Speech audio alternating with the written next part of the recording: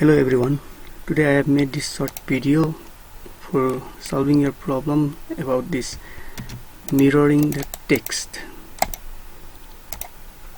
In AutoCAD sometimes automatically it changes its variable while for this mirror command then you get this type of mirror effects of text.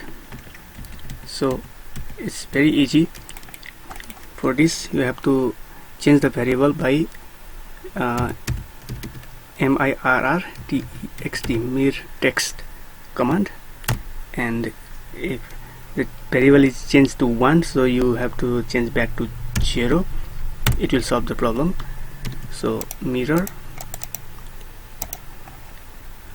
yes, again you do mirror,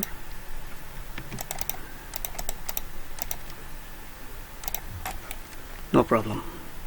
So the command is MIRRTEXT and change the variable 1 to 0 or 0 to 1. Sometime you may also need to flip this text, so this command may be useful for you.